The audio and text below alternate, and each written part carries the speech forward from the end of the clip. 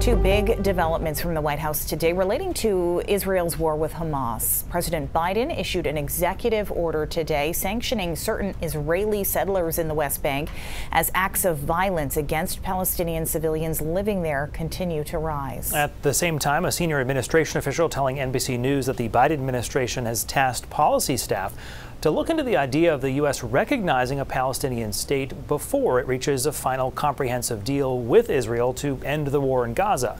NBC's Matt Bradley is in Tel Aviv with more on these two shifts in policy.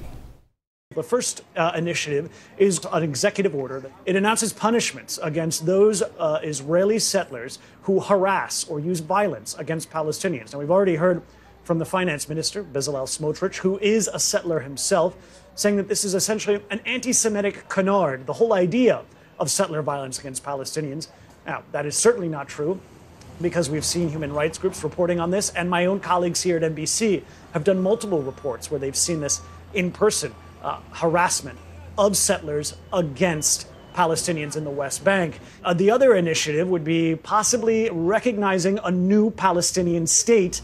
That's something that has been in the works for multiple administrations and something that has eluded many presidents who have tried to do it in the past. That's because of resistance on all sides. And this is going to be a hugely ambitious initiative, especially if it's put before some sort of peace agreement is in the Gaza Strip. And of course, the Israelis are still pushing their effort to completely destroy Hamas, but empowering the Palestinian Authority, especially under new leadership.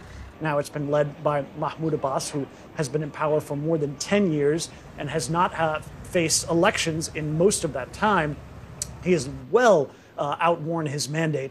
This will mean it entirely reinventing the Palestinian Authority, which now doesn't have authority over the Gaza Strip or many places in the West Bank. So again, we're talking about twin initiatives here, both of which seem to be siding with the Palestinians, both of which are going to meet massive resistance from here in Israel, from Benjamin Netanyahu's cabinet, and maybe even from far extremist Palestinians like Hamas, who are still very much active in the Gaza Strip, despite Israel's best efforts for months to try to unseat them from power. Matt Bradley, NBC News, Tel Aviv.